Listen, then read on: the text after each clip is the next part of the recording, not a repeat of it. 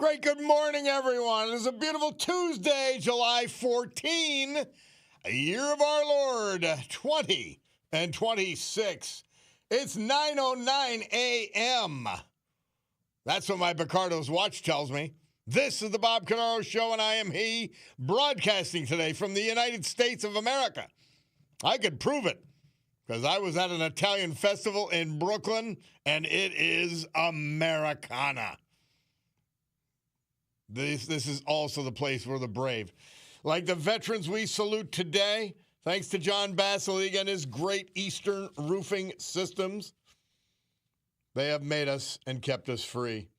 We've lost them, but celebrate them today thanks to John. Like Dennis Pisano, Wilkes-Barre, Lester Rafali, late of South Carolina, but he was from Hazleton. Charles Martin, Clark Summit. James Kane, born Pittston, but he was from the Abingtons. The United States of America. Founded with a certain knowledge and understanding by our amazing, irreplaceable, and profoundly wise founding fathers who knew that government should not, and then set out to make sure it could not be our parent, our guide, our direction, our salvation. Not any of these things. Because government power and influence over our lives means less liberty and less choice. They also knew that human nature would abuse that power and that government should only be a necessary evil to protect and organize society. The United States of America, the country where for the first time in human history, freedom was declared by law to be an unalienable right granted to each individual by God. Freedom couldn't be parceled out to groups or controlled by government or government officials because our great American Constitution ensures and codifies freedom of speech, freedom of religion, freedom of association, economic freedom, and even freedom of the press, no matter how they abuse it. Now, because they were armed with these freedoms, and only because of that fact, a ragtag bunch of immigrants, many of them rejects from around the world, these new Americans and their progeny created the richest, most powerful, most culturally diverse and accepting nation ever to grace our planet Earth. America, the only place specifically invented and designed so that every American can live their life in the manner they choose, unlimited by their background, upbringing, race, color, or creed, unhindered by the government or those who would use government to control others for their own comfort, benefit, or power. This Bob Cordaro Show will always be convincingly conservative, lovingly logical, proudly and passionately patriotic, and reliably right. Yeah, the double entendre is intended. And so, we gavel to order today's meeting of the Club for Common Sense, promising you that our total, immersive, immovable commitment to common sense will provide a sanctuary of sanity to all of you who hearken here for the balance of this singular, extraordinary morning. And aren't they all? A gentle warning, this is not a safe harbor for stupidity. Such nonsense will be roundly and, dare I say, harshly attacked throughout the program. We will not suffer fools gladly, and their foolishness and ignorance, willful or otherwise, will be called out with intent, purpose, and vigor, designed and sadly necessary in today's age to save our great republic from evil, senselessness, and weakness, which even now can bring this noble and successful experiment down. Well, we have a live stream going of the program. You can listen to us on 103.1 FM, 9:10 a.m. up in the Scranton area, 9:80 a.m. in the Wilkes-Barre area. Of course, the Odyssey app, AUDACY. I just go to WILKnewsradio.com. And then we're on YouTube. The Bob Cordaro Show on YouTube. Bob Cordaro Show, WILK, and it's brought to you by our friends at Roach Supply, the premier bath and kitchen supplier in Northeast Pennsylvania. 75 years in business. Visit roachsupply.com today, ROCHE.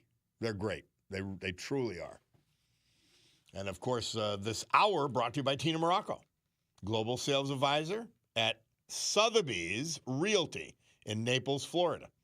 And she is your trusted guide to Florida real estate. You could reach her at Sotheby's Realty in Naples, or go right to the source, Tina Morocco, Muracco, TinaMorocco.com, or on any social media, Tina Morocco. Great to be back with you guys. Just to tell you, it's an annual thing. We go with a couple of characters by the name of Palucci, Cutie and I. And it's the St. Mary of Mount Carmel. And they've got this right in the streets of Williamsburg, Brooklyn, where St. Mary of Mount Carmel Church is. And they close all the streets off, and they have this festival.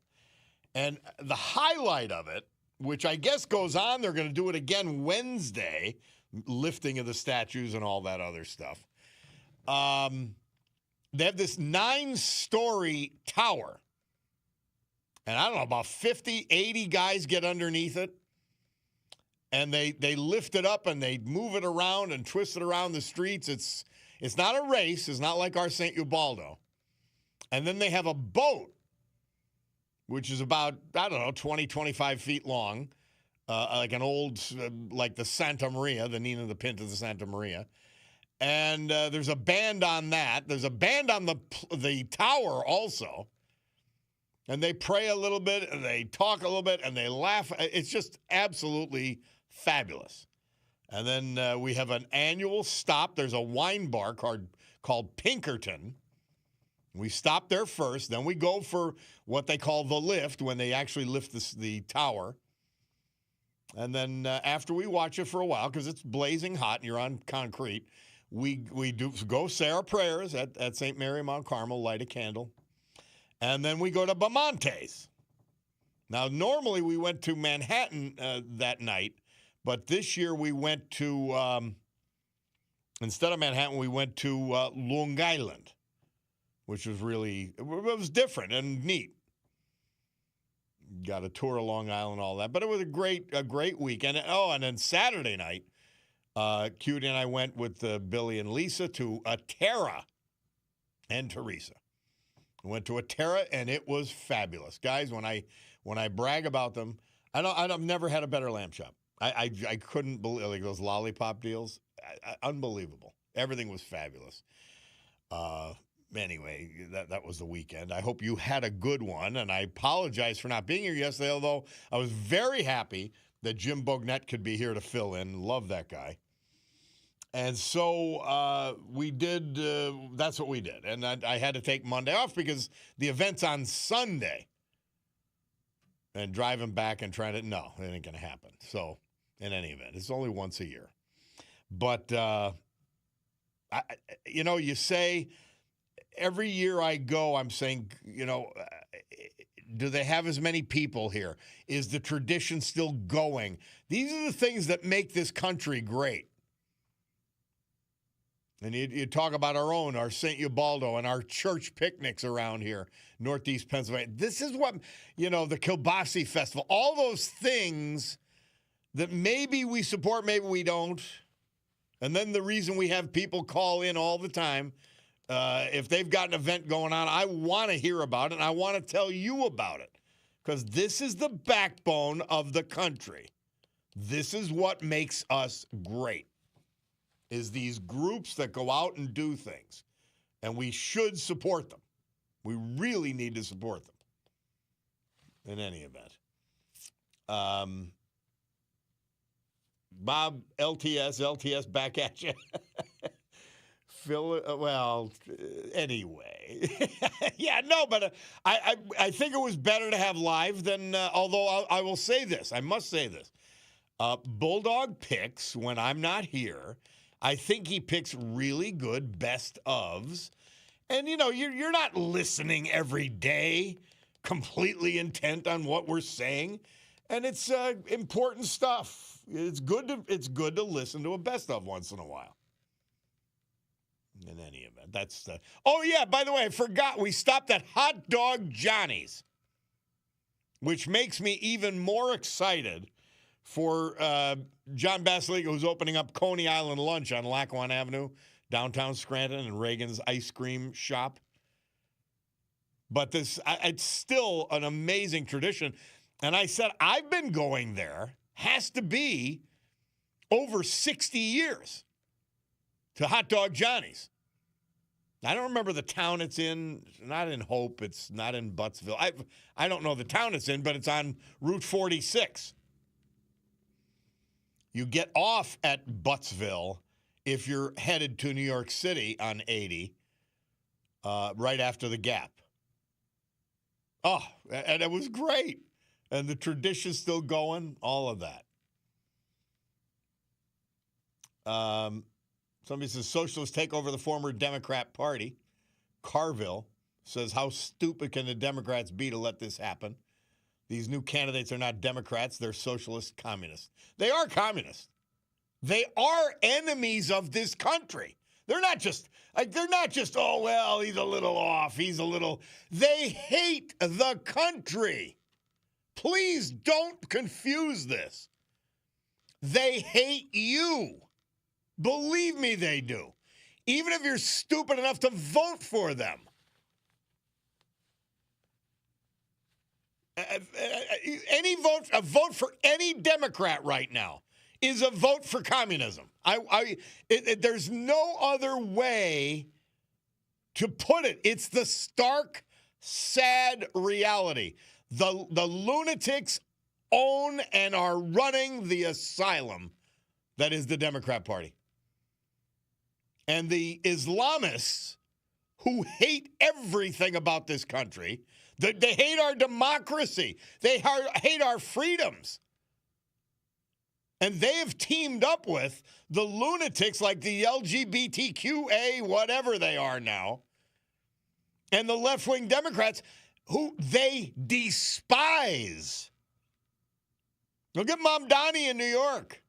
No, these are weirdos. They're hateful, and they hate this country, and they own the Democrat Party. And why is that? Everybody says, well, why? Why would the Democrats take the 10% side of every issue? Because their money tells them to. And their money comes from the Soroses, who also contribute, by the way, to Paige Cognetti, the Singhams, the Arabella Group, what is it, Code Blue or some nonsense? All of these left-wing lunatic organizations paid for and financed by people who hate the country and wish to see its destruction. It's that simple. And the Democrats follow their money. Unbelievable. It's a disgrace. Navy guy says he hits Hot Dog Johnny's several times a month. How about that? Somebody asked if I saw Paige's new ad. No, I did not. Well, I'm sure it's just all lies, all made up, and she's also trying to reinvent that she is not a left-wing lunatic, but she is. Oh, somebody said that the Hot Dog Johnny's is in Belvedere, New Jersey. Thank you. Another, speaking of traditions, and this is a big one. This is one of our religion, all right? Our Catholicism, our Christianity is the bedrock of this country. It is. Judeo-Christian tradition is the bedrock of this country. Islamic fanaticism has no place here. It does not. It's against every tradition we have. But somebody says, speaking of traditions, the annual Novena to St. Anne begins Friday. This Friday, July 17th, in the west side of Scranton. Great. One of the best. All right, we have to take a break. Bob Cordaro, WILK. Let us take a break. We got to talk about Iran here as things heat up, and as the gas prices might heat up again, too. We'll see. Let's take a break. We'll be back.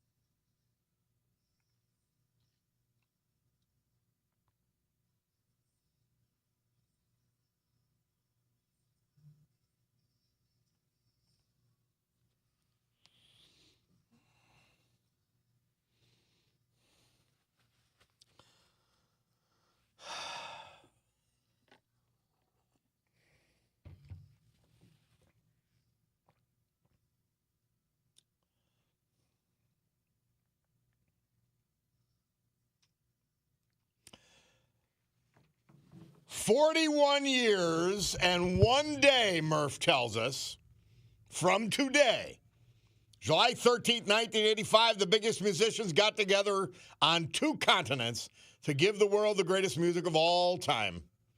Bob Geldof organized the whole show, which he called Live Aid. Show kicked off in London at Wembley Stadium at 7 a.m. Eastern Daylight Time, noon London. The show ended at 11:05 p.m. at Philadelphia's JFK Stadium. Both venues held approximately 100,000 fans.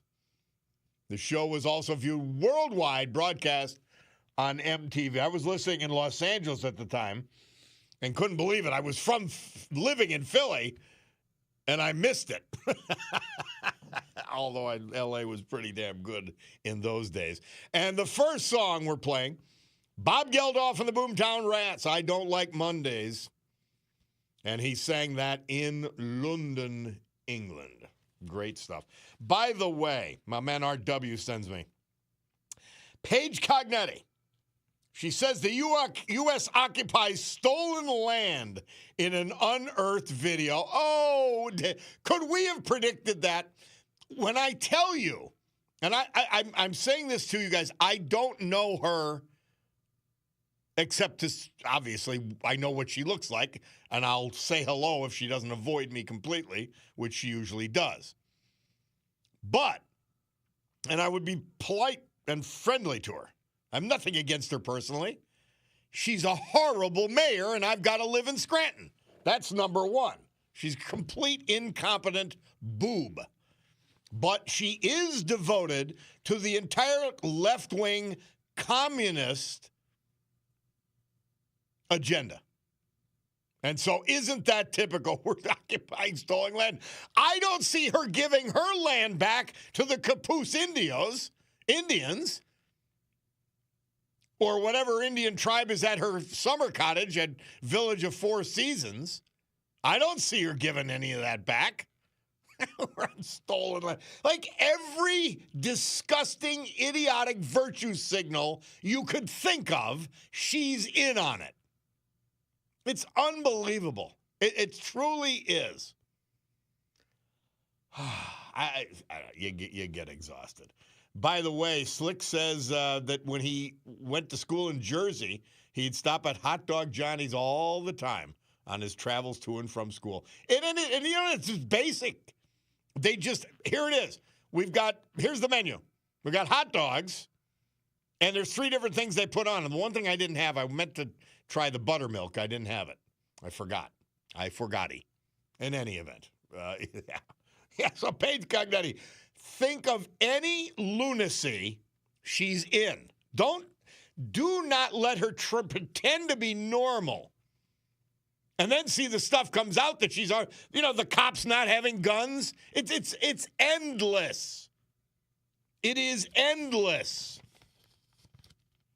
And that means it won't end. She will destroy this area. That's her goal. Remake it in the communist image. Unbelievable. All right, Peter from Shavertown on hold. I want to get to him, but we've got to do our Veterans Tribute. Let's have this commercial break because the sponsors make this all happen. We'll do that. The Veterans Tribute. We got the WEDA, brought to you by Montage, and more, as they say, on the Bob Cordaro Show. We'll be right back.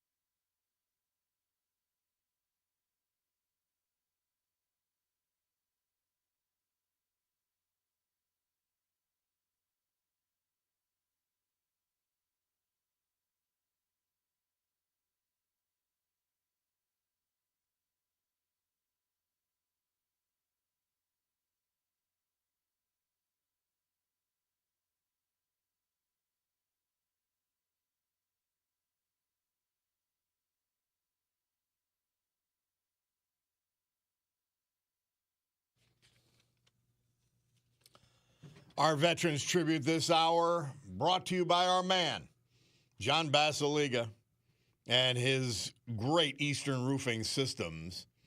Eastern Roofing Systems, headquartered in Jessup, are the premier roofing contractor in the eastern United States. Major offices in Baltimore, Maryland, and Columbia, South Carolina. They do it all. Institutional, commercial. And they do it here, right in Northeast PA. And because this is their headquarters, they'll even do your house. They do million square foot projects here all the time. But they'll come to your home and do it and bring all that expertise and all that buying power to you. Lester Rafali, late of Myrtle Beach, South Carolina, born in Hazleton, surviving his daughter, his granddaughters, a brother, sisters-in-law. He was preceded in death, sadly, by his wife, Carol, in 2006. 2 brothers and a sister as well. He attended Hazleton Senior High School, class of 63, then enlisted in the U.S. Army in 1966, proudly serving until 1972. Lifetime member of Our Lady of Grace Church, Hazleton, and a member of the Hazleton Elks Lodge. He had a quick wit, a generous heart, and a knack for making everyone laugh, leaving a lasting impact on all who crossed his path. He was known for his big personality and unwavering dedication to those he loved. Known for his generosity and encompassing love of his family. Lester Rafali. Dennis Pisano of Wilkes-Barre. He was just 72 when we lost him July 1st. He was from Wilkes-Barre, born in that great city, a graduate of GAR High School, class of 72. He served all of us in the U.S. Army after that as an armor crewman. He wasn't done yet, though. He then served with the U.S. Navy as part of the Hospital Medical Corps. Formerly employed with Roche Biomedical Lab Corps and as a clinical field specialist. Mr. Pisano survived by his daughters, 3 granddaughters, a brother, nieces, nephews. Dennis Pisano. Our great veterans this hour, brought to you by John Basiliga and his great Eastern Roofing Systems. AccuWeather forecast brought to you by the great gang at Montage Mountain, who they just tell you, look, it's going to be hot all week. That means you got to come up here and cool off. It's the best place to be, the water park at Montage. Today, mostly sunny, breezy, very hot, high of 96. Tonight, clear, warm, and humid, and it'll only go down to 72 degrees. Tomorrow, sunny to partly cloudy, sweltering heat, high 99, low 66. Thursday, mostly cloudy, not as hot, lower humidity, but it'll still be 90 degrees on Thursday with a low of 62. Friday, partly sunny, toasty, they say. High 91, low 63. If this is not a water park week, I don't know what is. Saturday, mostly cloudy and not as hot, but humid. A couple of afternoon showers and a thunderstorm. 83, so moderating on Saturday, low 69. And that's your weather, brought to you by the great gang at Montage Mountain and the water park there. The place to be this week. It's 77 degrees at Montage as I speak to you.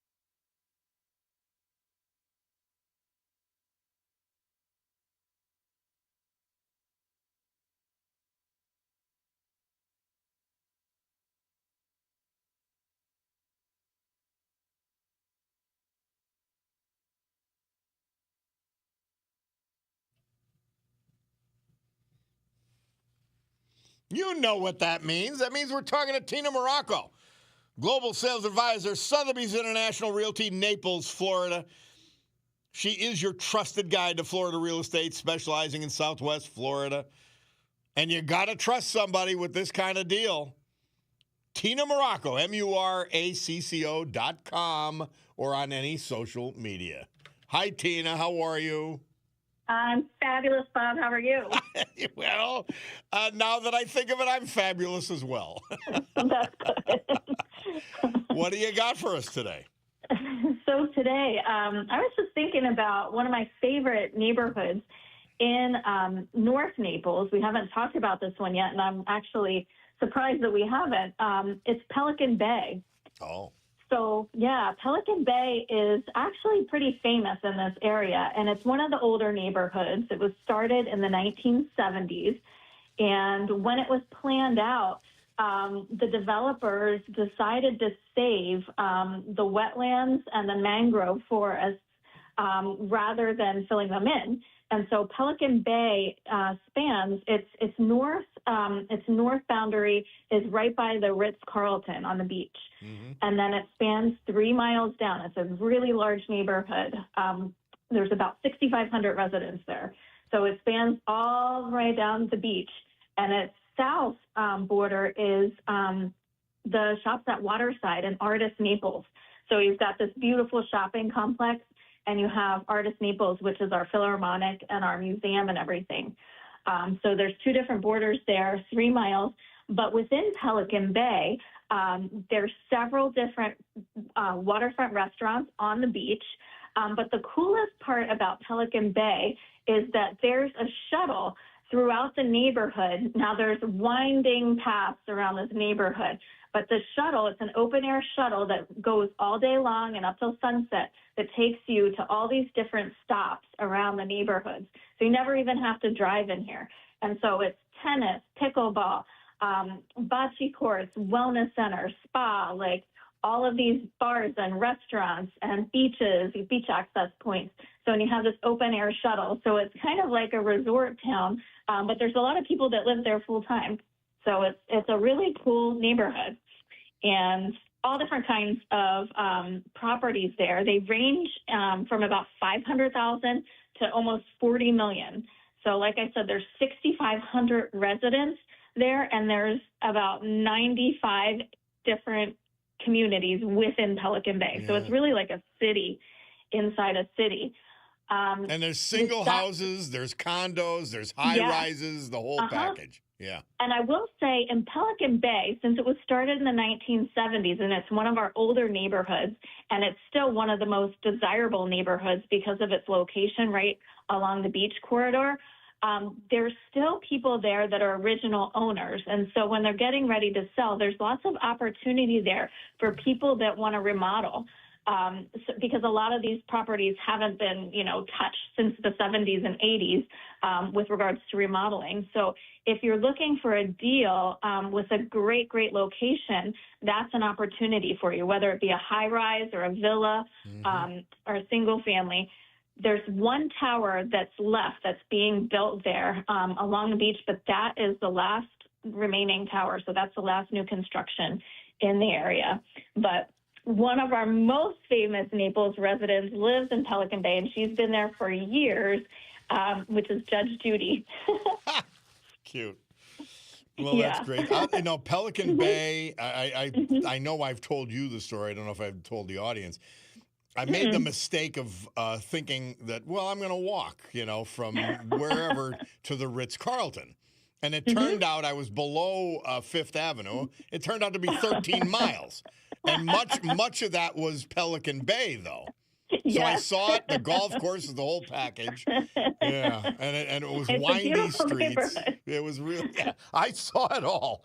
I don't know if I'd want to walk it all at once. Yeah, beautiful neighborhood. I had no choice once I was walking. I'm stuck Keep there. Going. There was no Uber at the time. There was pre-Uber. Yeah. All right, well, Tina, thank you so much. Pelican Bay. Absolutely. Someplace to think about. We love it. Thank you so much, Tina Morocco. Yes. That's Tina Morocco, She is our trusted advisor for Florida real estate, specializing in Southwest Florida. And she's in Naples, Florida at Sotheby's, or Tina Morocco, MURACCO.com. And I could tell you from friends of mine that have dealt with her, she's the best. We'll take a break and be back.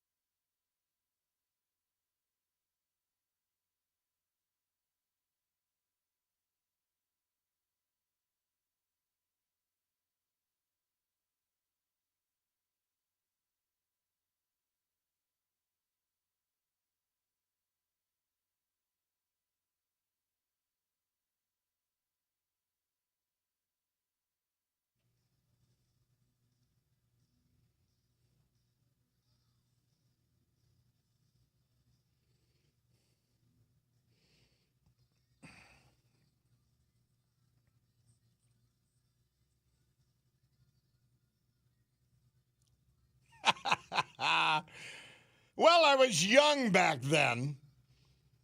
July 13th, 1985, Black Sabbath featuring Ozzy Osbourne reunited in Philadelphia at 9:55 a.m. Could you imagine hearing that at that hour now?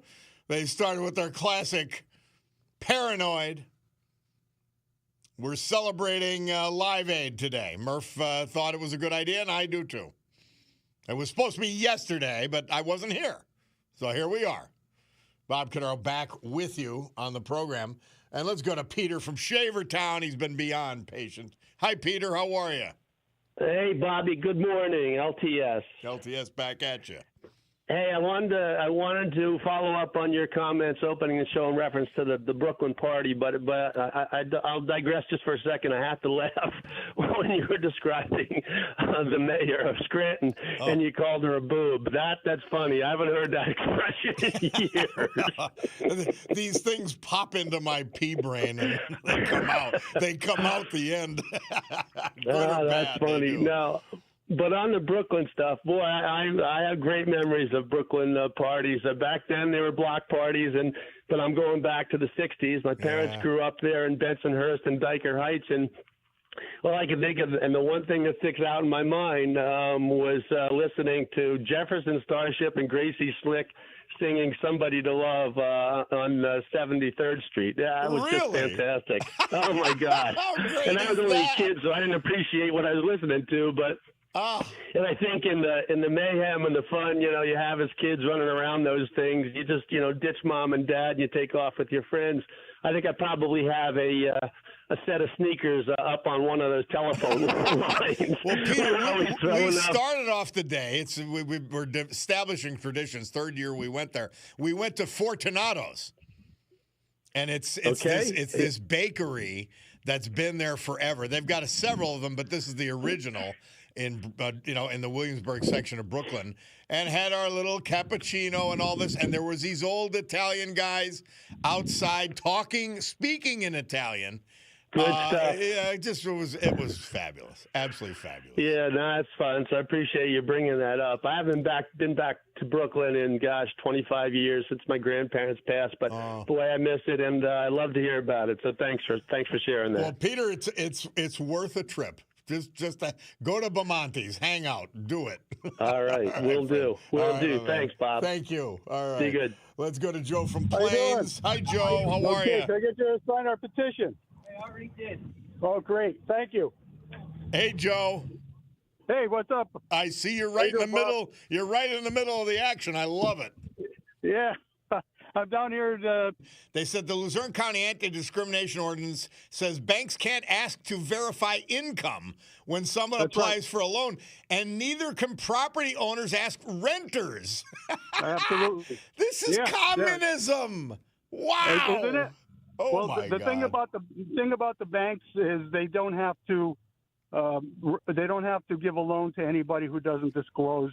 But that's one of those things that will be complained about and be fought in court, and some lawyer will be making money off our taxpayers. That's all that's going to happen with that, because sleep at the switch. This is the kind of insanity you get from them. Yeah. Well, yeah, we're just going to be exposing them every day.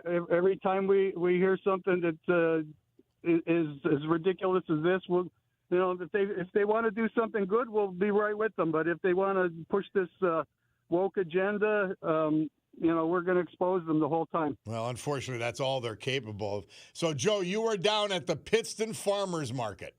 Correct. Right on South Main Street. Nice crowd down here. There's a lot of vendors.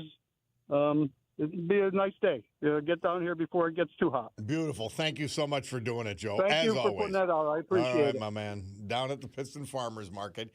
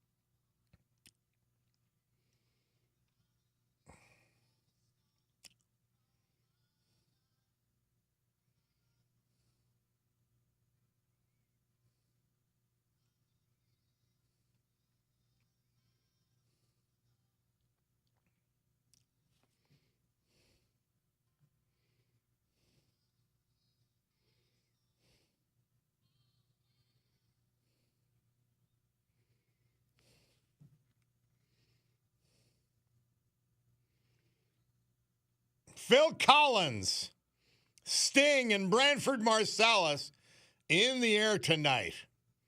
After his set at Wembley, I remember this well, Collins hopped on the Concorde, which was still flying at the time, and flew to New York.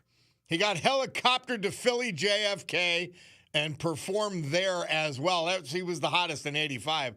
I saw him at the Universal Amphitheater in L.A. that summer. He was the hottest ticket in town.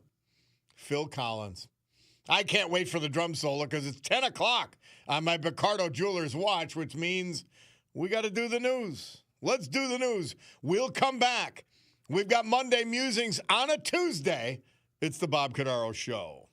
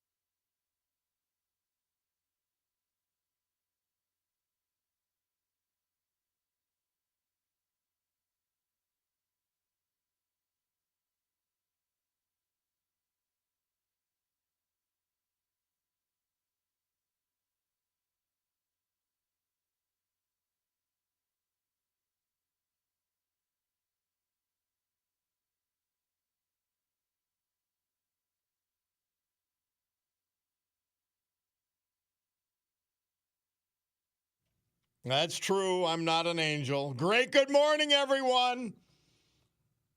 It's 10:08 a.m. on my Cordaro Jewelers watch. This beautiful Tuesday, July 14, year of our Lord 20 and 26 here in the great Northeast and some other places as well. This is the Bob Cordaro Show. I am he, and it's a big day to fight for America, defend our values, and honor, with the help of our man John Basiliga and his great Eastern roofing systems, the brave who have made us and kept us free. People like veterans we've lost this year, but celebrate today, thanks to John, like Dennis Pisano of Wilkes-Barre, Lester Rafali, late of South Carolina, but he was from Hazleton, Charles Martin, Clark Summit, and James Kane, born Pittston, but he lived in the Abingtons. So with history, our amazing founding fathers, and the incomparable Constitution of the United States of America as our guides, let us continue today's battle. Gaveling back to order after that brief news adjournment, this meeting, today's meeting of the Club for Common Sense, promising that our deep and unalterable commitment to common sense will provide a sanctuary of sanity to all of you who hearken here. And just remind you, Roach Supply bringing you our live stream, and that is you go to YouTube, WILK. You go to YouTube, WILK, Bob Cordaro Show, and there will be my smiling and alternatively scowling moon face. And all of that brought to you by the great gang at Roach Supply. You see the little banner on the bottom, powered by Roach Supply, the premier bath and kitchen supplier in Northeast Pennsylvania. 75 years in business. Veteran Ron Roach, 95 years young, still at it.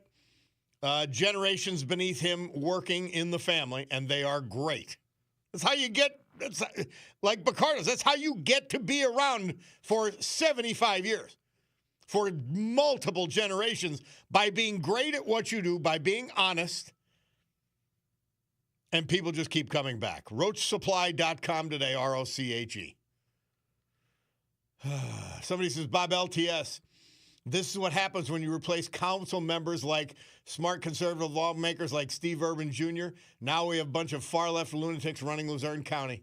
I blame the liberal media for this. Well, no, I blame normal people refusing to go out to vote. You look at the turnout that brought Mamdani to power. What was it, less than like 15%? And my man Mark Mayer texts in, New York City rents. Here's your socialist scumbag, your communist.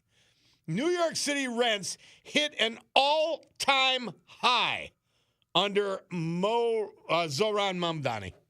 Oh, what a surprise. Nothing they do or say works. It feels good. It sounds good for people who don't want to work their way up, who don't want to earn their place in society. Sounds great to them. And we're not voting, they are. So shame on us.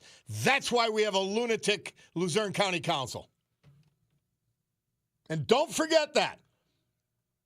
We're not asked to storm the beaches. We're asked to vote, and vote like normal human beings, and not vote dummy crap. That's all we're asked to do. Not too hard. Well, it is Monday. It is Tuesday, But I wasn't here Monday. So that means it's Monday Musings on a Tuesday with our man, John Perillo. How are you, John? I'm good, Bob. How are you? How was your break? It was a great festival. By the way, I was in your old stomping grounds, Long Island. Yeah. Smithtown, all of that. Yeah. Yep. And I did not get to go to the Brick where because it's closed. My man Mark Mayer runs the show there. But in any event, it was really beautiful, beautiful neighborhoods. Yeah. I couldn't help but feel sorry for them. I said they're between Hochul and the left-wing lunatic. I felt sorry for these people. I'm going, they have beautiful houses. They take care of their properties. They really care about and they're governed by idiots. Wow. Well, it is. There are days like out here when it's 95 or 98 and there's blazing sun, and I miss the climate out there a little bit. The ocean really does temper it. So, who knows? Maybe one of these days. But yeah, thanks for putting me on after Tina again. So, everybody's thinking about the beach, and now you're going to be doing this. But well, you wanted to talk a little bit more about this 250th, and I'll tell you what. To me, it's a year-long celebration. The 4th of July was only one day. Yes, sir. And I thank you. That's a great point, because I'd appreciate it if you would indulge me as listeners to just one more Independence Day musing, an extension of last week's thoughts on what it takes to keep our republic. And last week we discussed following the Constitution, even if it doesn't yield the results we want, because the alternative is tyranny.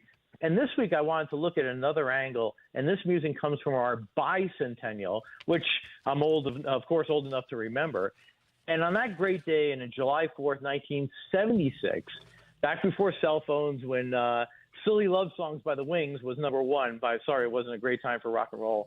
But anyway, that night, 4 C-130 aircraft flew without radar over the Red Sea and across the Horn of Africa in order to avoid being detected by the countries that they were flying over. And they flew so low that commercial aircraft radar couldn't see them. And back in those days, there was no GPS and no FLIR, which is forward-looking infrared. So these air crews navigated by sight and radio beacon, very primitive compared to our modern navigation. And what these aircraft were doing was, in fact, a mission of liberation as well. They were flying a group of Israeli commandos into the country of Uganda to rescue Jewish hostages that were being held at an airport in Lake Victoria. And there were 2 American hostages among the 106 others. And there was an article written by Ann Neuberger, who served over 10 years in senior roles at the NSA and at the Pentagon before she became the Deputy National Security Advisor in the Biden administration, that described the raid. And the 2 Americans that I mentioned that were held hostages, they were her parents. And about a week before the rescue, this Air France flight was hijacked by Palestinian and German terrorists who were demanding the release of other terrorists that were being held in 5 different countries. And they had stated that they would kill all the passengers if they didn't get what they wanted. And there's actually a movie made about the rescue called Raid on Entebbe with Charles Bronson in it. And I recommend it because even though it's just a movie, it gives you a tiny glimpse of just how daring this mission was. Of the 106 hostages, 102 were rescued. There was a 74-year-old woman who was in a hospital, not on the plane when the rescuers arrived, and she was murdered after the raid by order of Ugandan dictator Idi Amin, and 3 other hostages were killed in the raid itself. And Mrs. Neuberger wrote that on that American Independence Day, the independence of those 2 Americans made her existence possible. Without it, she would never have been born. And even with the raid, it was a pretty close call because of her 8 grandparents, all but one had been murdered in German concentration camps. And her surviving grandmother was a survivor of Auschwitz. And before her parents were hostages on this flight, they had to escape Hungary when it fell to communists. This was back when we were much more clear-eyed about the dangers of communism. And, of course, when they escaped the communists in Hungary, they made their way to the United States. So why then am I doing all this on Monday Musings 2 weeks after the celebration of our independence? Well, it's because, as you well know, I think there are always lessons to be learned from our past history that apply to us today. And that many of the problems we face today are because we either failed to study history or somehow believe that this time it's going to be different and we can do better. And Ms. Neuberger points out that the lesson from Entebbe is that it never pays to negotiate with terrorism. It never pays to capitulate to terrorists. It never pays to think that people who openly profess to want you dead, who openly state that they want your country destroyed and your civilization made subservient to their suicide cult, have somehow changed. And, we used to learn parables as children that were both interesting and designed to teach us important lessons. And in one of those parables, a frog and a scorpion are on one side of a creek, and the scorpion asks the frog for a ride to the other side. And the frog says he can't do that because if he gives the scorpion a ride, because once they get to the other side, the scorpion will kill and sting him.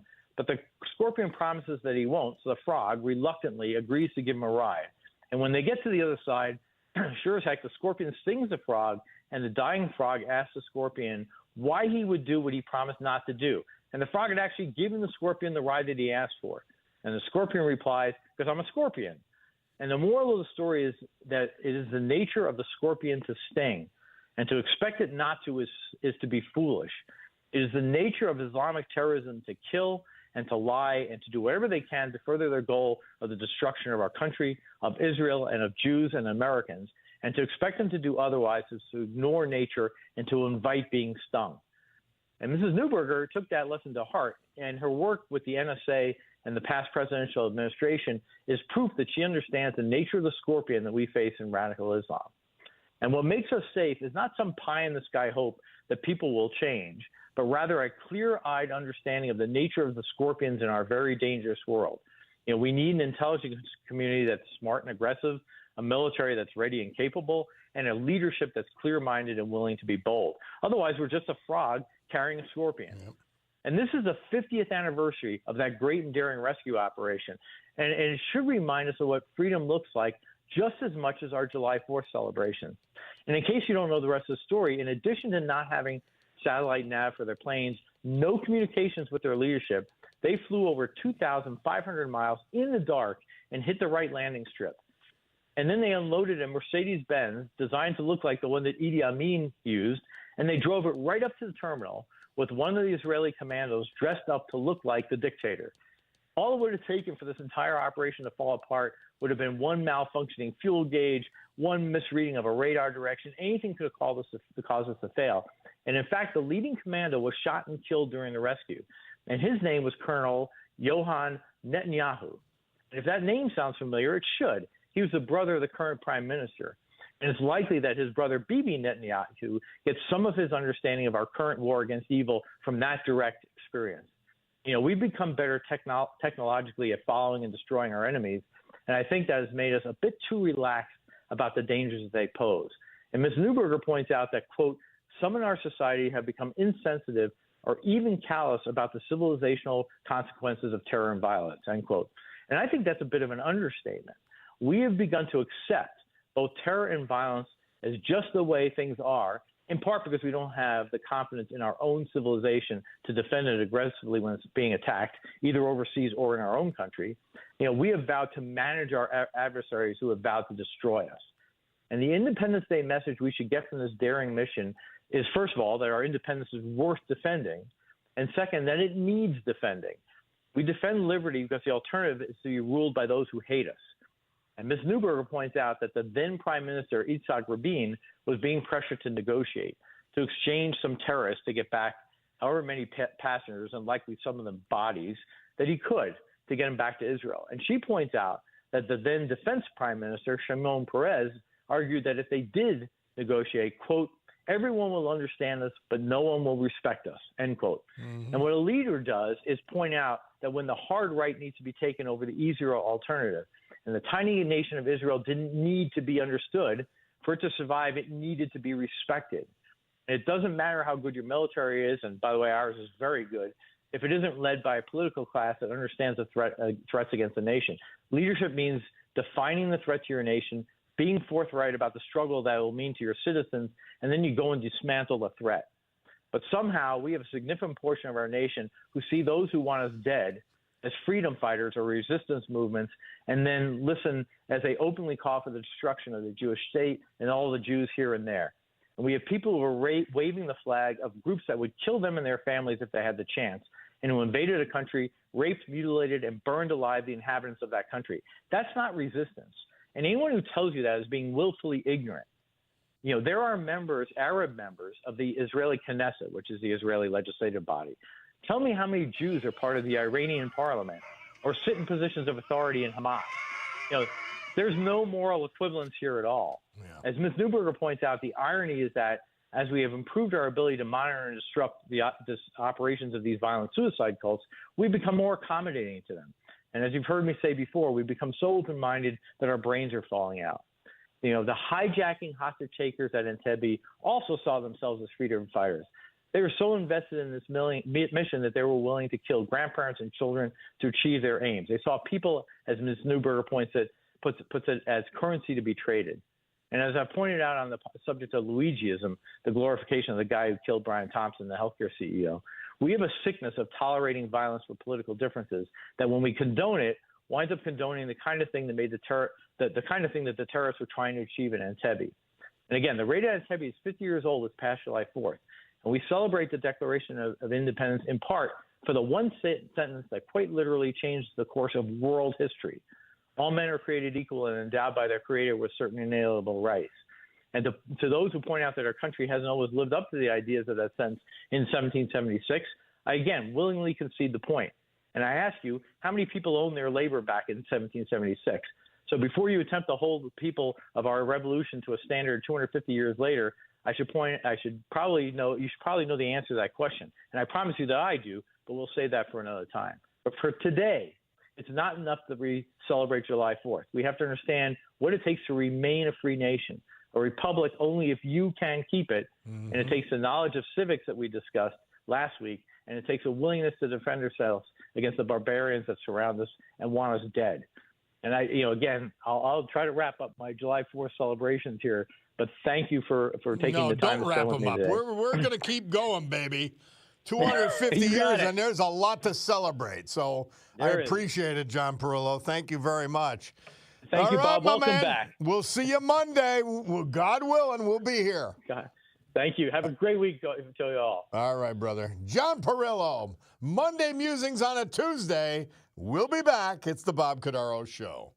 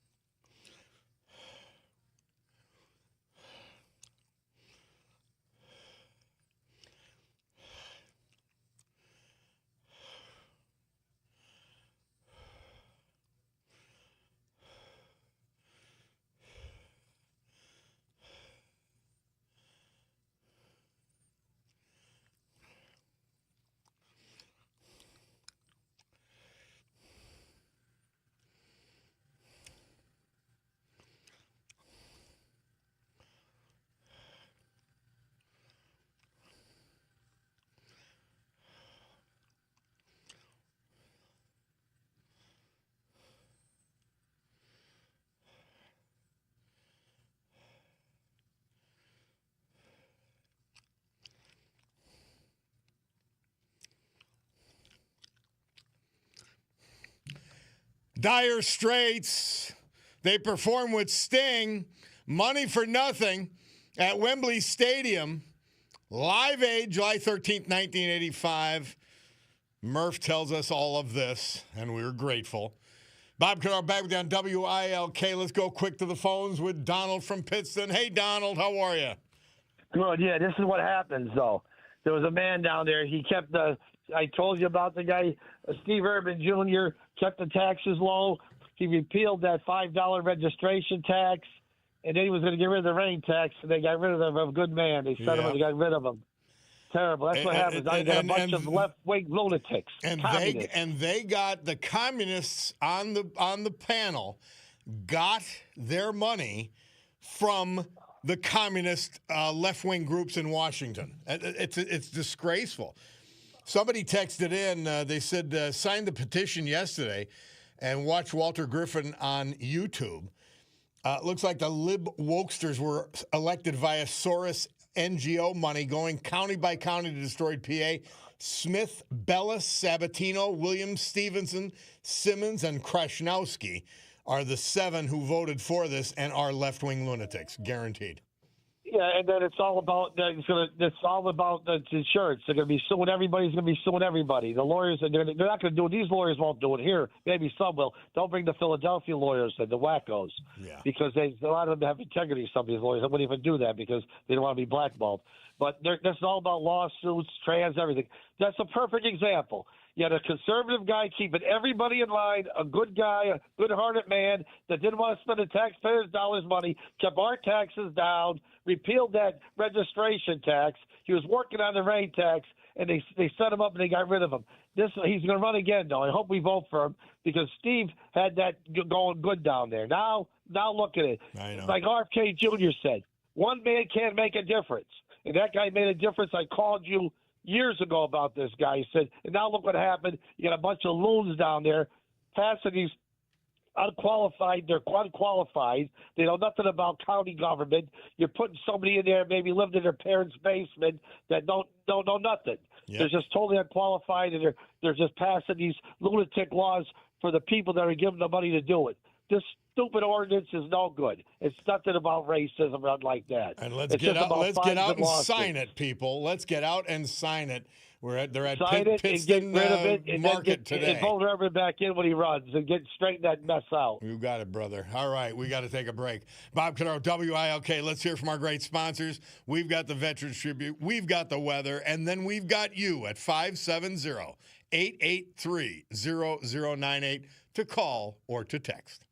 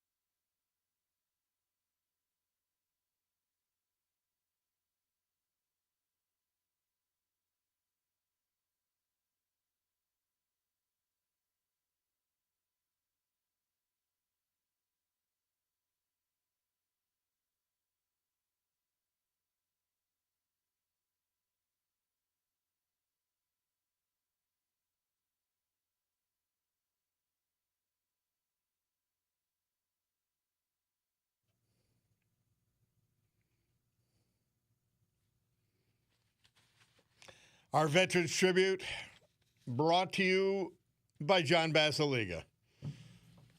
It's Tuesday, but I wasn't here Monday, so we're featuring the Great Eastern Roofing Systems. John's first company, his biggest company, headquartered in Jessup with major centers in Baltimore, Maryland, and Columbia, South Carolina. They take all their expertise, all their buying power, and they bring it to you in Northeast Pennsylvania for your major project or even your house. Eastern Roofing Systems. Charles Martin. He was from Clark Summit. We lost him July 2nd. He'd been married for 59 years to his loving wife and best friend, Ruth Tamblin Martin. Born in Elmhurst, New York. Graduate of Lynbrook Academy and the Academy of Aeronautics with a degree in aircraft maintenance. He was a proud Navy veteran. He was in sales for many years and ended his working career driving special needs students for the Abington Heights School District.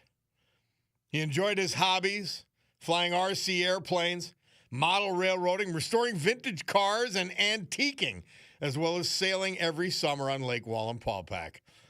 He was a man of great faith and a longtime member of Clark's Green United Methodist Church. He was a loving and caring father to his 3 children, his 2 grandsons, known for a great sense of humor. Charles Martin, our great veteran this hour, brought to you by John Basiliga and Eastern Roofing Systems. AccuWeather forecast, and believe me, this is the week for Montage Mountain Water Park. This is it. This is what it's there for. Today, mostly sunny, breezy, very hot. They say it's going to get up to 96. We'll see. Tonight, clear, warm, and humid, 72 degrees. Tomorrow, sunny to partly cloudy, sweltering heat, they say. High 99, low 66. Thursday, mostly cloudy, not as hot, lower humidity, but it's going to be 90 on Thursday, low 62. Friday, partly sunny, toasty, they say. High 91, low 63. Saturday, mostly cloudy, not as hot, but it will be humid. Couple of afternoon showers and a thunderstorm, high 83, low 69. 80 degrees right now. Perfect water park weather at Montage Mountain, the water park in Northeast PA. Check it out, guys. This is the week. $15. Come on. $15, and the whole package is great. And they've now got a new arcade in the lodge. So when you go to cool off, the kids got something great to do. Montage.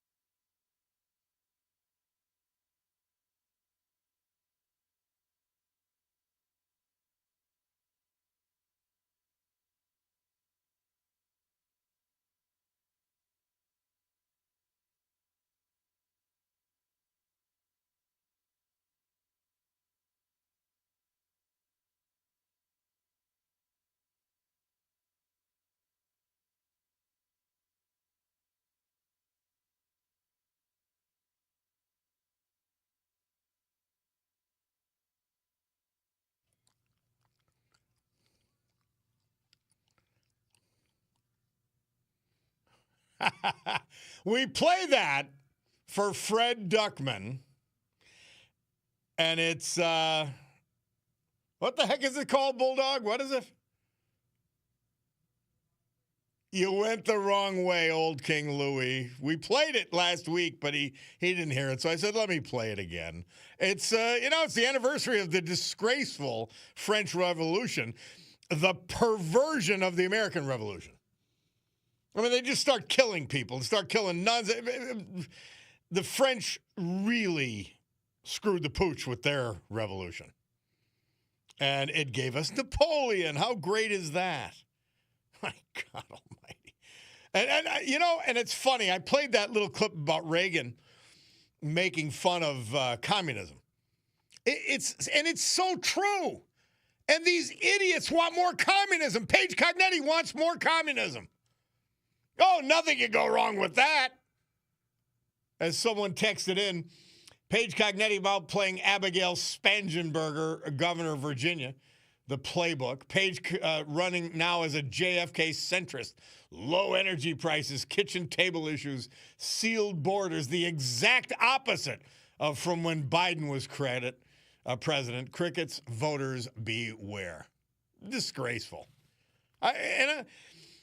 If I'm a left-wing lunatic, I'm not going to vote for Paige Cognetti simply because you know she's lying. She's ashamed of you. If you're a left-wing lunatic, she is ashamed of you. Or is she practicing taqiyya? That's what the Islamists call it. They can lie in furtherance of their conspiracy. I guess Paige Cognetti's practicing taqiyya. But maybe they're not going to vote for her at all. Unbelievable. Truly unbelievable. And sad. Just tell us what you support all this lunacy. We're catching you in real time. Now, to the latest Paige Cognetti, first was that the cops, you got to take the guns off the cops. And, of course, the people. And the second was that you have to take the land off people because we're all on stolen land, but just not her house, not her cottage. No, that's stolen land, but because she's calling it out, she gets to keep hers. You lose yours. Yeah. Every single bit of insanity. Paige Cognetti's in on it. Joe from 44 says, Bob, in the 80s and 90s, Bob Marley had a hit song, Don't Worry, Be Happy. Carl Schwarb would like to rewrite it. Have nothing, be happy. Yeah, that's our one of our dear globalists, Schwarb. It's never worked. It's like we've tried it over and over and over again. And they want to do it. Like, could you be that stupid? No. You could be that craven with your desire for power. That's what it is. And does it blind your intellect? Apparently so. Or maybe you were pretty stupid to start with. That's all I can figure. Well, you know our live stream is brought to you by Roach Supply, right? Premier bath and kitchen supplier, Northeast Pennsylvania. 75 years in business. Visit Roach Supply, R-O-C-H-E, roachsupply.com today. Check out what they can do for your kitchen and bath, and I assure you, it's a lot. We'll take a break and be back.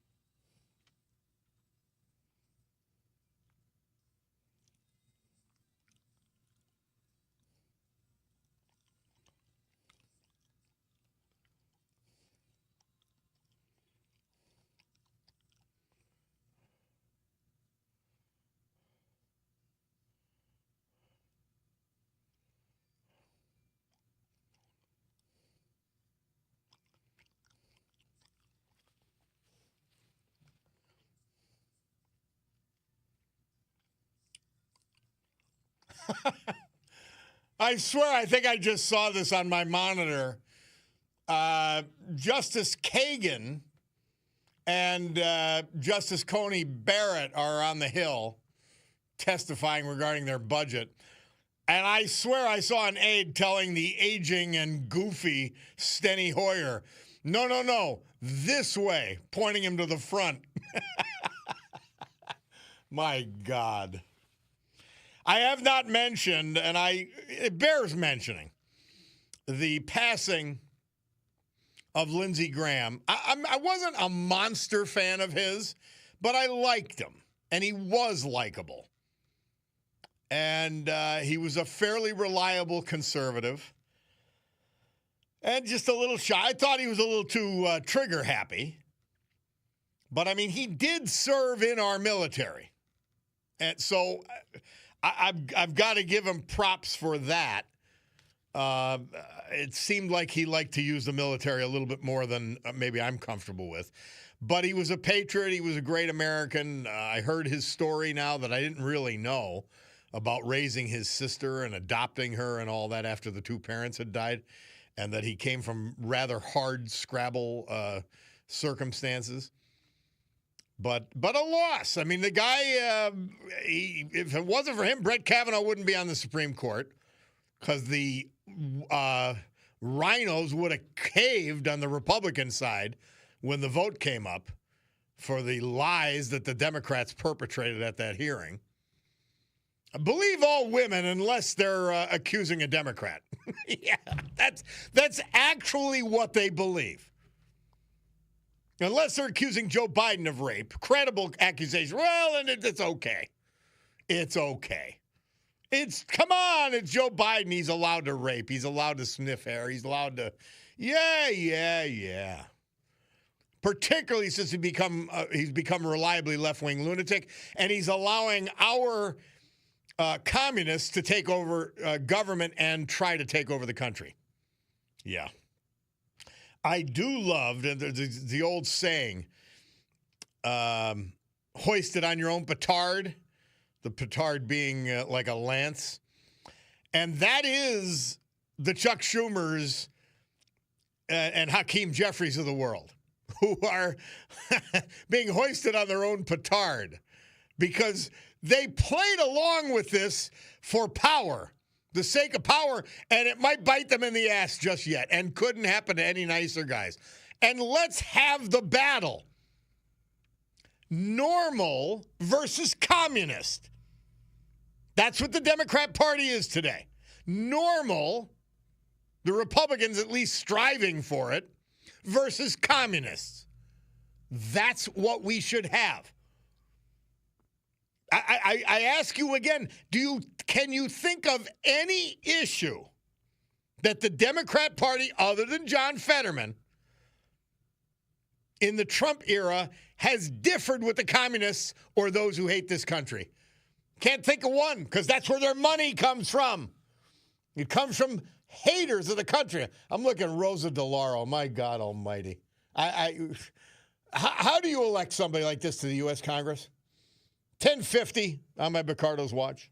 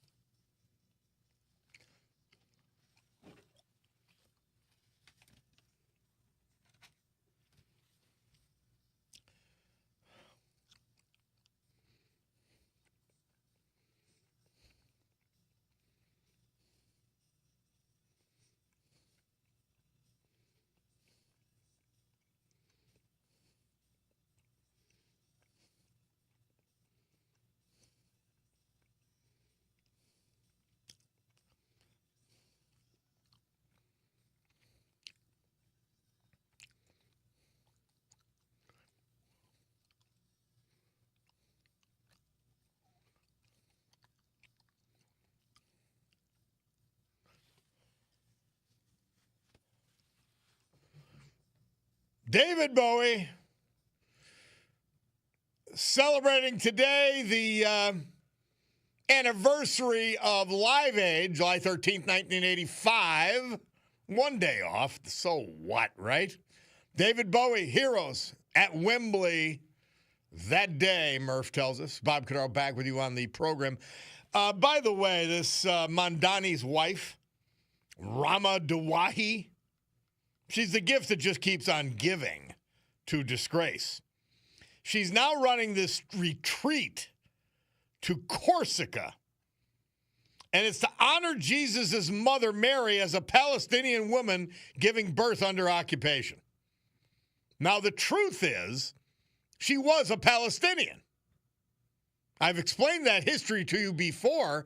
Palestine was simply the region where Arabs and Jews lived side by side. It is a complete misnomer of free Palestine and all the other bullspit you hear from these clowns. So, yeah, she was a Palestinian woman giving birth under occupation, but you know they're going to pervert that to their sick, twisted. But she's running a package to make money, and she's going to pervert who Mary, Mother of God, was. It's unbelievable. I just, she's a disgrace. Remember where she went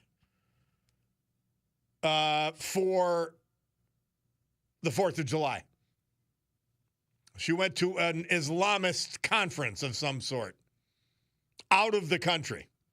I'm telling you, when I say to you these people hate the country, they hate the country. They hate you. Would you please remember that?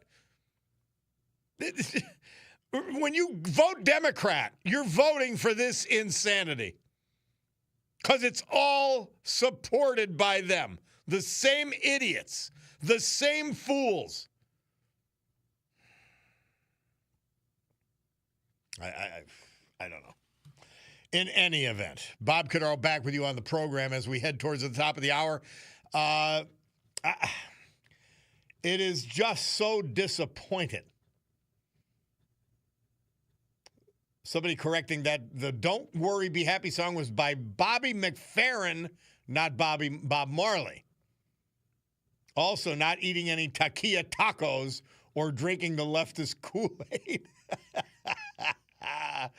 And that's from RW, Common Sense Matters. Yeah. Somebody texts in, as soon as the criminals give up their stolen guns, the law-abiding citizens will surrender theirs. Good luck with that page. Wake up to a reality check. Oh, that's from RW also. No, separately. That's RW, Common Sense Matter. And you've got to remember, somebody says, Bob, it's not just that they hate you and want dominion over you. Yep. That's what they want. And the left wing is taking them to their version of the promised land, where Christians are subjugated. I played the clip. The Islamists want you to forego your religion, and if you do not, you have to pay them. What? Yeah, you have to pay them to maintain your Christianity or your agnosticism, whatever it is. This is who these people are. This is who the Democrat Party has linked up with. It's insanity. True insanity that people not voting is bringing us.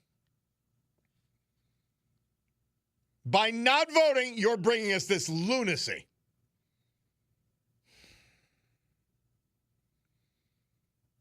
David Harris, who I follow on Instagram, has a post. I want you to listen to this. She's in with like elementary kids teaching as teacher.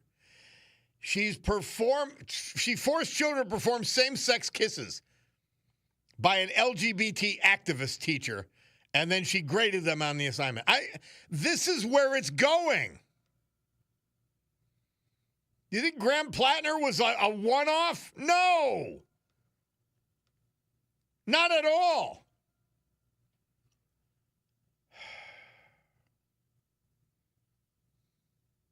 It's incredible. It's truly incredible.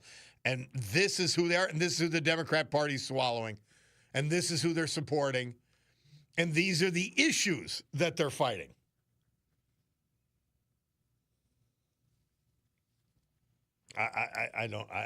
It's frightening. I want you to be frightened enough to go vote and vote Republican. Vote for Rob Bresnahan. I want you to be frightened enough. So here's Rob Bresnahan, our congressman, calling for CDL reform because we just had a state policeman run over by an illegal alien who should have never been driving in the first place.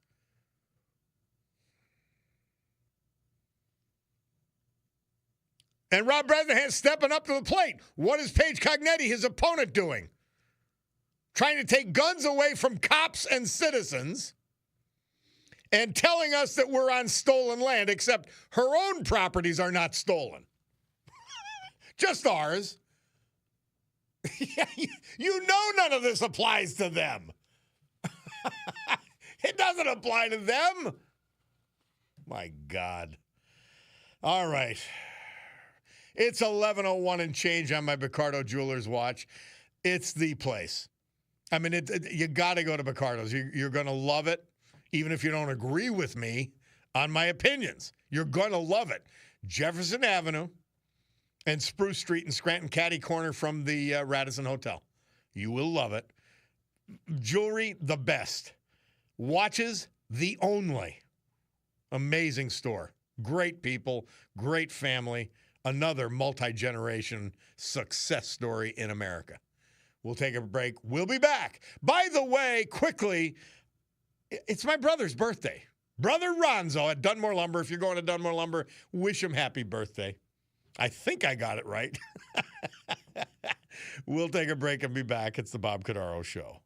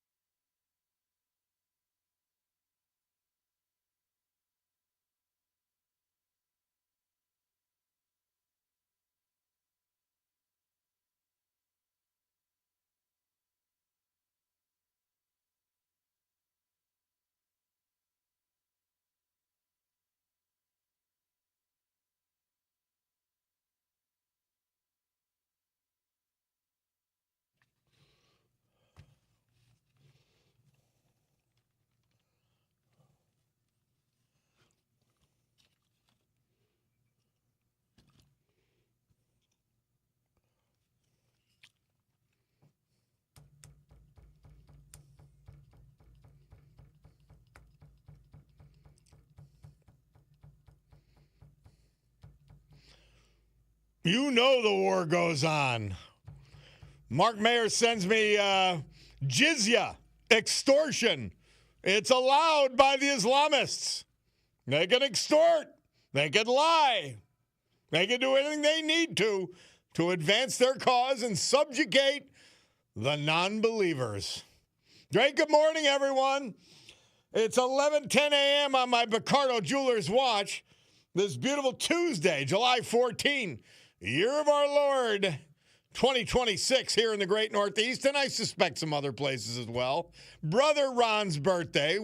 Stop by Dunmore Lumber, buy something, and wish him happy birthday. This is the Bob Cordaro Show. I am he, and it's a big day to fight for America, defend our values, and honor, with the help of our man John Basiliga and his Great Eastern Roofing Systems, the brave who have made us and kept us free.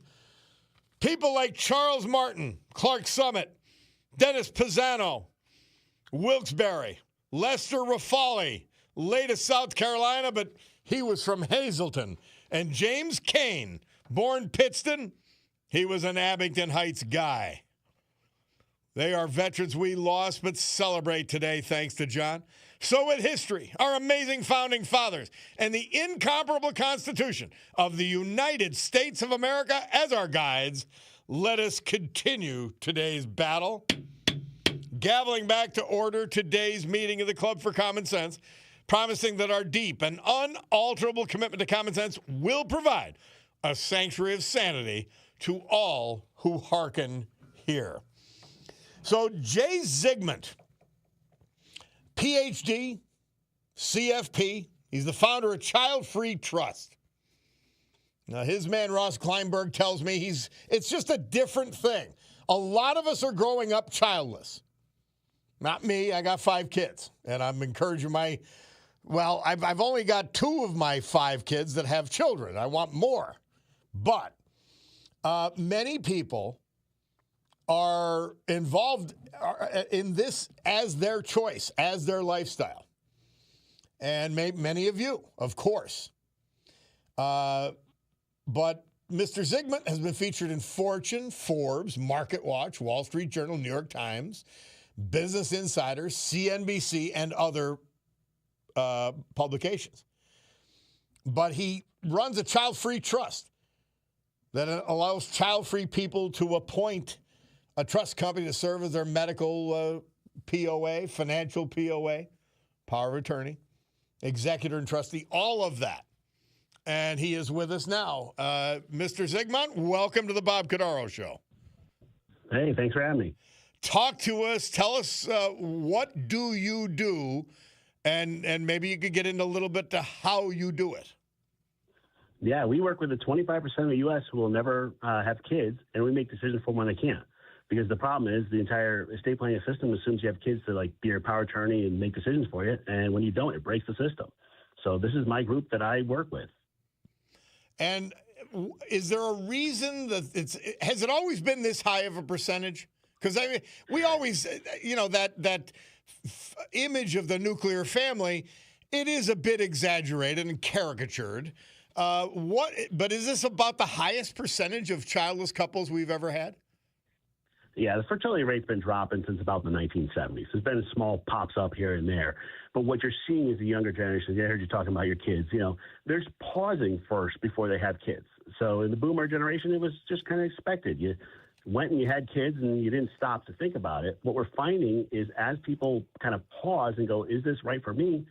A larger percentage are choosing, to the point where 50% of the folks under 30 don't have kids now, where that used to be a normal childbearing age. Yeah, and it's the prime childbearing age, particularly if you're going to have more than 2, Absolutely. And I think the challenge is, when you ask people why they don't have kids, they've actually put a lot of thought into it. Most have more than one reason. And number one reason kind of just didn't want to have kids. But then it becomes, finance and freedom and understanding the life they want to live. They don't want to pass down, medical issues or psychiatric issues or trauma or whatever else it is, where they put a lot of thought into it. And for some, it just doesn't make sense. And what do you tell them? How should they proceed? Because you're right. I mean, generally, their care, decisions when they can't make them pass to the next generation. But in this case, there is no next generation. There isn't. And it's one of those things where if, as a child-free person, you don't appoint somebody to be your next of kin, you run the chance of going into court-appointed guardian or conservatorship, which nobody wants. So I don't care what age you are. If you don't have kids, you have to have an estate plan in place, which includes, who you're going to place a power of attorney and make decisions when you can't and after you pass. Now, one of the things that you point out, this is a multi-trillion-dollar economic and social shift. It isn't without consequences of all kinds.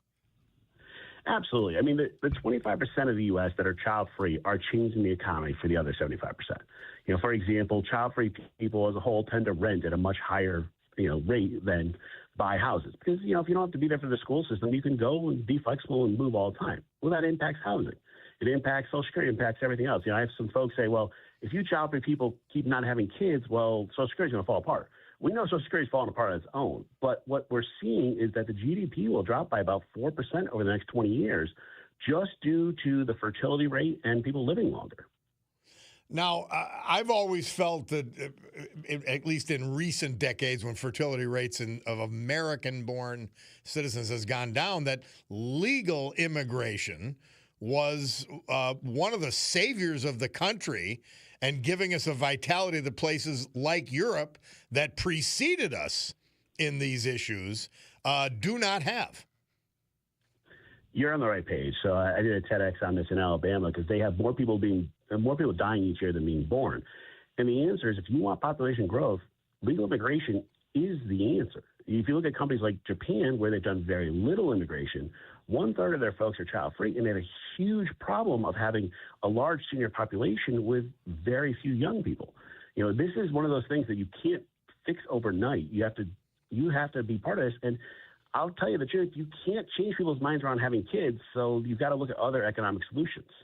Well, China is probably the leading example. It's not a free economy, but their demographics are completely upside down right now due to decades of their one-child policy. Yeah, I mean, if you look across, Japan, China, South Korea, there's a whole bunch of great examples of what's happening from an economic standpoint. The interesting one is actually South Korea out of those three. Just a couple months ago, they said, all right, they tried for years to try to change policies around having kids, encouraging people, and a lot of great policies, and none of them worked. So they're like, all right, we need to change as a society to figure out how do we shift our economic system to go with this. And by the way, they don't have a solution, but they're like, well, it's not changing on the population side. Yeah. All right. So what unique factors, other than there's no one to carry on, what unique factors do the childless couples or childless singles have that you help them prepare for? Yeah. I mean, the number one question is, like, who's going to take care of you when you're older? So that's the long-term care. You have to have a plan for that, which truth is parents need to also. You can't just count on your kids to take care of that. But also, child-free people don't retire in the same manner. You're not like working 25 years, retiring and passing that money to the next generation. They're giving to charities in much higher rate, where it's actually possible as a child-free person to have too much money, where you want to kind of die with zero, and it's changing your entire financial plan. Fascinating. So your market for this, and you advise them, it's growing, isn't it? So it's 25% of the U.S. And I started Child Free Wealth, a financial planning firm, back in 2021 to serve this audience. And to date, there's only 2 other firms serving this audience. I'm like, there's total 3 firms now to serve 60 million people. I'm like, everybody should realize child-free people are out there, and we should all be trying to figure out how to serve them. Yeah, a big market, quite obviously. Jay Zygmunt, thank you very much. He's the founder of Child Free Trust, and he's headquartered in Nashville, Tennessee. Thanks for bringing this issue to the fore on the Bob Cordaro Show. We appreciate it. Thanks for having me. All right, we'll take a break. We'll be back. It's the Bob Cordaro Show.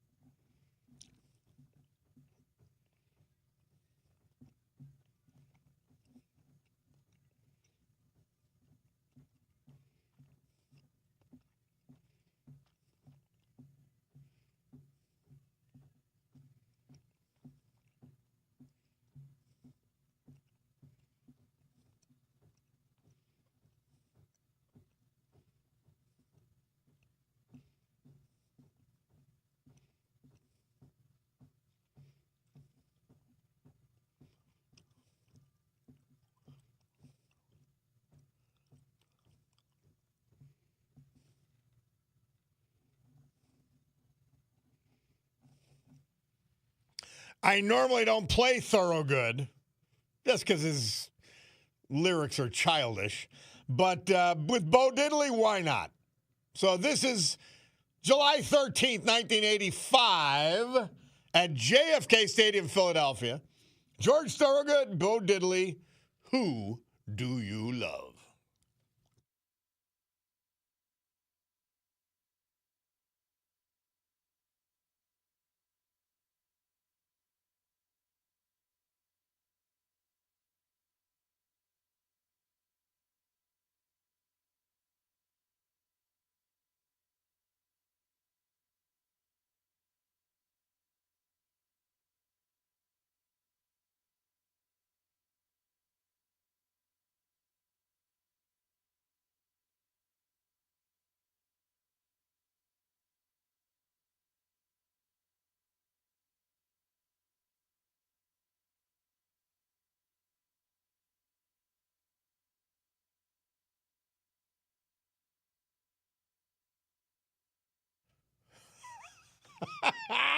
The Baltimore Bidens. So the last reason that the idiots at the Greenridge Neighborhood Association have to put up a Biden banner is because he was from Scranton. Well, he just told you he's not. Get it? He's not a veteran. Doesn't deserve one. Says he's from Baltimore. That means you're dumb. I don't know what else to say to you. Not a veteran, and he's from Baltimore, but you're honoring him on North Washington Avenue. Shows what fools you all are. Greenridge Neighborhood Association, Biden banner disgrace, stolen valor, day 213. Tear the banner down. So he's not even, he's bragging about being from, first of all, he hasn't been back here for you idiots. you Biden buttheads. The Biden buttheads. That's who they are. That's the Greenridge Neighborhood Association. The Biden buttheads. Well, 5 of you voted to take the banner down. Good for you. So there's normalcy, but not enough in Greenridge. So now Biden talking about, by the way, he just said this. Not only has he not come back to Scranton, his hometown, it was marketing hype created by David Axelrod. The dummy never said he was from Scranton. Never. God almighty. Could you be that dumb? Yes, obviously. The banner's still up on North Washington Avenue in Scranton. It's a complete disgrace. And the Greenridge Neighborhood Association, you are a disgrace for having a man from Baltimore, who's not a veteran on a hometown hero banner in Scranton. Wow. It's an insanity that I can't even fathom. Now, we've got another issue. People told me, well, Paige Cognetti's running a commercial against Rob Bresnahan about the Good Old Boys Network. Now, let us talk about Paige Cognetti's Old Boys Network. A bunch of officials from Fidelity Bank, who I like them all. They were seriously, well, no, they're pitching. They knew they could buy Paige Cognetti. So they raised $15,000. And they give it to her. And raise some more, by the way, on top of that. They give her $15,000. She then uses our tax money, the people of Scranton, my tax dollars, to buy their White Elephant building on North Washington Avenue. That is corruption at its most obvious and its most basic. Hey, give me $15,000 and raise some more money for me, and I'll take the building off your hands. A building we don't need. And when I said, well, why, what do you mean we don't need it? Number one, we've never done a space utilization study of City Hall. Paige Cognetti didn't do it because she didn't want to know. She wanted to reward her contributors. So she does that. number one. And number two, she's now, by the way, they made up what they were going to use it for, something to do with the police. The police have their own headquarters building on South Washington Avenue. They have their own headquarters building. Chris Doherty built it. It's a great building. That's where police operations should be. But they wanted to, you got to remember how phony these people are, how phony Paige Cognetti is. So she says something about cops so that it backs people off. And she could justify spending $2 million and busting the city's budget with its maintenance costs. And, by the way, losing the taxes Fidelity Bank is paying right now for that building. They're losing that, too. So, she's going to rent it and compete with taxpayers. This is insane. So let me ask, is Paige Cognetti's father-in-law on the board for Fidelity? I don't want to get into names. I'm just going to leave it at that.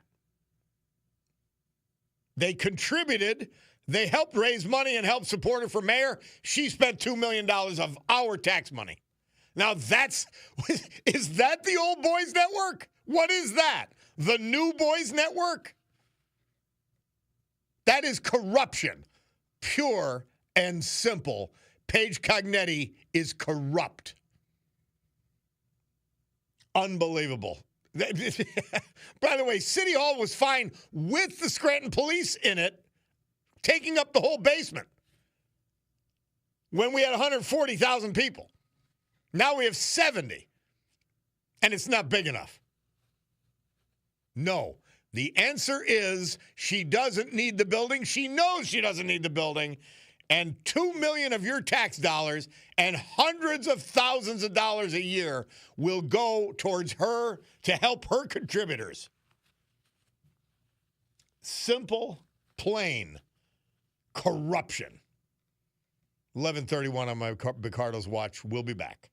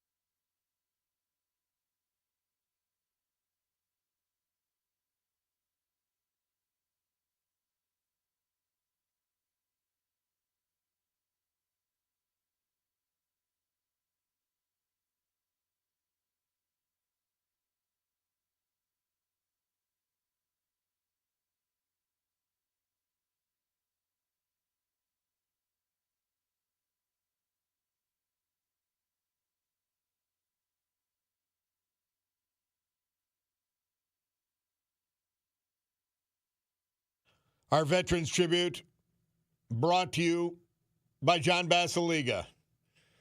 And although it's Tuesday and we honor them on Monday, his first company, his greatest company, his biggest company, Eastern Roofing Systems. He's a roofer at heart.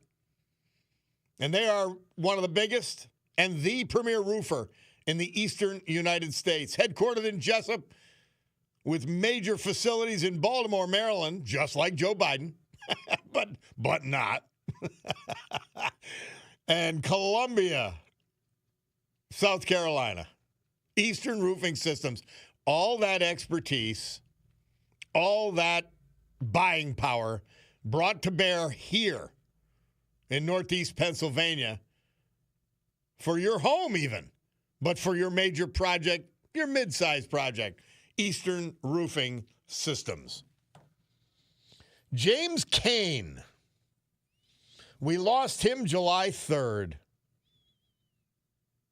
He was born in Pittston back in 1942, graduate of Pittston High School. Following high school, he attended Penn State University, where he pursued a degree in engineering. After that, he enlisted in the National Guard, where he served this country with honor and integrity. On another note, a favorite childhood memory of Jim's was going to Williamsport with his Pittston Little League All-Star team. What an honor. Jim worked at General Dynamics, formerly Chamberlain Manufacturing, as a senior manufacturing engineer, retiring after 42 years of dedication and commitment. On July 1st, just 2 days before he passed, he celebrated 48 years of marriage with his loving wife, Karen Abda Kane. Proud father of 2 sons, and he devoted a lot of time coaching them and many of their friends in the Abington Little League and the Abington Youth Baseball. Jim loved his grandchildren more than anything in this world, all 5 of them. And his last 17 years, you can find him babysitting, school drop-offs, all of that. Uncle Jim was famous for teasing to push everyone in the pool, leading the family's 4th of July parade as the drummer, and hosting his famous Labor Day wiffle ball and basketball games. James Kane, our veteran this hour, brought to you by John Basiliga and Eastern Roofing Systems. AccuWeather forecast brought to you by the great gang up at Montage Mountain. The water park is open. This is water park week, if there ever was one. Get up there, cool off, enjoy it. Today, mostly sunny, breezy, very hot. They're saying 86. We'll see. It's hot enough. Tonight, clear, warm, and humid down to 72. Tomorrow, sunny to partly cloudy, sweltering heat, 99 degrees, low 66. Thursday, mostly cloudy, not as hot with lower humidity, but it'll still be 90 degrees with a low of 62. Friday, partly sunny, toasty, they say. High 91, low 63. Saturday, mostly cloudy, not as hot, but humid. A couple of afternoon showers and a thunderstorm possible. High 83, low 69. And that is your water park weather, brought to you by the gang up at Montage Mountain Water Park, where it's 85 degrees right now.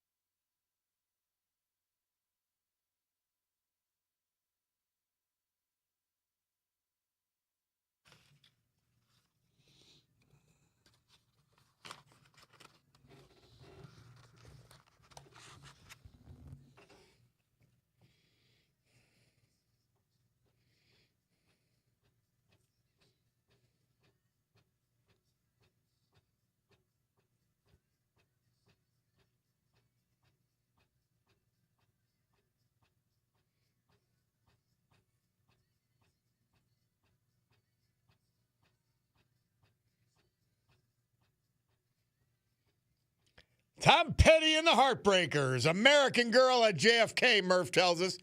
This date, yesterday, July 13th, 1985. 41 years and a day. Bob Geldof organized the whole Live Aid deal. And, of course, Tom Petty performing there. Bob Cordaro back with you on the program. Let's go right to the blower. We got Joe from Berwick. Hi, Joe. How are you? Oh, thank you, Bob. I'm doing well. Just working all the time. That's why I haven't sent you anything too much lately about the veterans. But that's okay. Anyway, that's okay.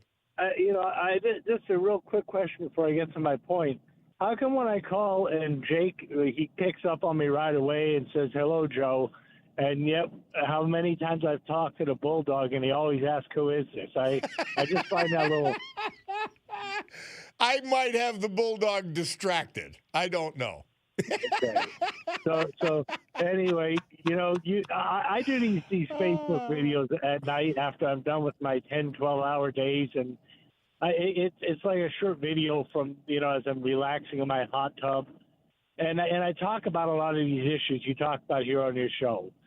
And it's interesting how the only word I can use for it, how antichrist the Democrat Party and their values have become from their supporters. Like you're talking about people who support this communism and how antichrist these values have become.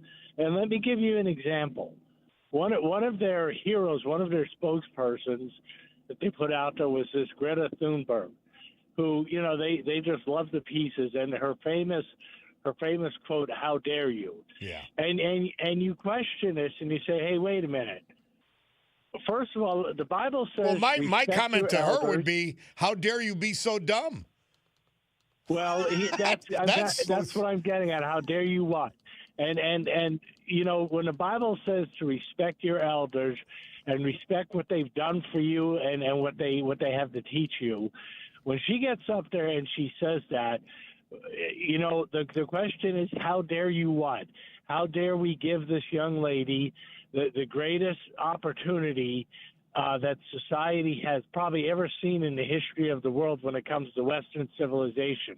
How dare we've given you the greatest educational opportunities, the greatest healthcare opportunities, the greatest amount of freedom, the greatest amount of safety. That's what Western civilization has created based on Judeo-Christian values. And to get up there and speak the way she spoke was so disrespectful and so completely, antithetical of everything the Bible teaches us regarding our elders and gratitude. Well, and you know what's funny, too, is the little fool tried to go to Gaza. They would have nothing to do with her. And she's all Miss Palestinian now. Like, these people are idiots. She's a silly little fool. And it's sad. It just is. Joe, thank you, my man. We got to take this break. A couple of things to talk to you about that I've got to get to. But tonight, Scranton City Council's having a meeting. If you know a city council member, tell them to rescind the sale that Paige Cognetti orchestrated with Fidelity Bank. She had the three blind mice on city council who shoved it in when they were lame ducks. This is to show you the corruption. Absolute, straightforward corruption. To reward her people, her contributors, to the tune of $2 million and massive costs. I had somebody that knows construction, not a little bit, but a lot. He says the city doesn't know how to run a construction project or budget anything. The architectural fees for this building will be close to $1 million. They've wildly underestimated the utilities. And I'm asking Scranton City Council to vote to rescind the sale. And it can be held up if you get 4 votes. And it's a new council. The 3 blind mice are gone, who followed Paige Cognetti like dogs in heat. And so vote it down. Rescind it. Introduce legislation. The closing hasn't happened yet. Save us some damn money, will you? and keep that building on the tax rolls. Let Fidelity sell it to a willing buyer, not unwilling buyers like the city. We'll take a break. We'll be back.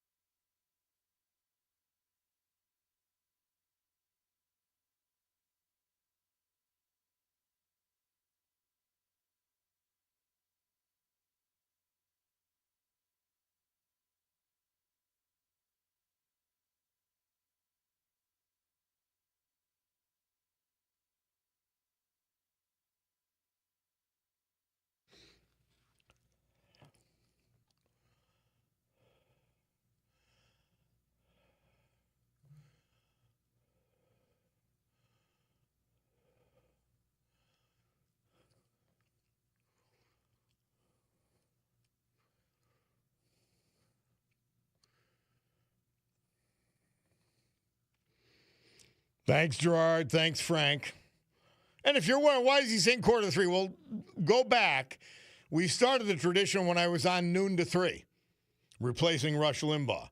And when they gratefully allowed me to do 9 to noon, we said, we got to still do it. It's quarter to 3 somewhere. And Rick Bigelow helps me out on this because in Noumea, New Caledonia, it is quarter to 3 in the morning. And Sinatra's on a bar stool there doing his thing. And, of course, Gerard McGraw, he gives us quarter to 12. On November 18, I got sent this by JB. On November 18, 1990, the 101st Congress quietly repealed the McCarran-Walter Act of 1952, forbidding Muslims from holding office. Members of that Congress included Joe Biden, Dick Cheney, Al Gore, John Kerry, John McCain, Mitch McConnell, Nancy Pelosi, Chuck Schumer, and the usual suspects. Unbelievable. Trump speaking Thursday night, by the way. Our man JB reminds me, helpfully. We'll see what he has to say. Fascinating. By the way, Mr. Paul points out, one of the 3 blind mice is still on council, and that is Jessica Rothschild. So you're not going to get her vote because she's a blind mice. Or blind mouse, I should say. You ain't getting her vote. So council, though, 4 normal people can vote to rescind this sale that is going to cost the city and is nothing more than a corrupt payback to Paige Cognetti's contributors, officials of Fidelity Bank. Just remember that. We're approaching 11:50 on my Picardo Jewelers watch. So that means let's do the Bloomberg thing. We'll be back.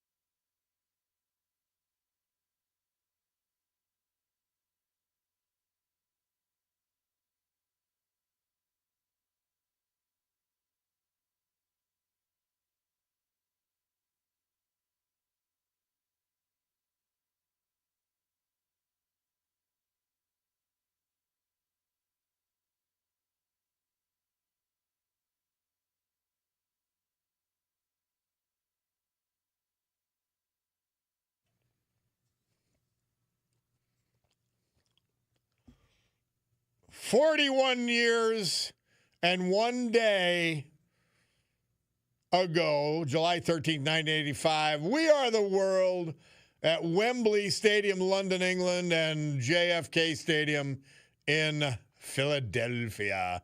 And we'll finish USA for Africa, We Are the World." That song brought them all together at the end. And speaking of someone who fed the needy, Mother Teresa, St. Teresa, for July 14th. She says, I don't claim anything of the work. It's his work. I'm like a little pencil in his hand. That's all. He does the thinking. He does the writing. The pencil has nothing to do with it. The pencil has only to be allowed to be used. She was an instrument of the Lord, all right. St. Teresa, Mother Teresa. Thank you, Mary Regina, as always. So, as we head to the conclusion of the program, final mention of our veterans brought to you by John Basiliga and Eastern Roofing. The late greats, including James Kane of the Abingtons, born Pittston. Charles Martin, Clark Summit, born Elmhurst, New York. Dennis Pisano, born Wilkes-Barre, PA, lived Wilkes-Barre, PA. And Lester Rafali, late of Myrtle Beach, but born in Hazleton. Our great veterans, this day, this hour, brought to you by that great company. And thanks to Roach Supply, as always, they're bringing the live stream. You go to YouTube. You can check out all old shows, any shows you want. You'll see the Roach Supply banner on the bottom. And today I'm wearing the Rochester football shirt. But Roach Supply is the premier bath and kitchen supplier in Northeast PA. 75 years in business. Visit roachsupply.com today. They're great. They're great at what they do. 3 generations working side by side, led by 95-year-old Ron Roach, veteran Ron Roach. And we just love them, and they're the best. But you go to YouTube, Bob Cordaro Show, WILK, you'll see it.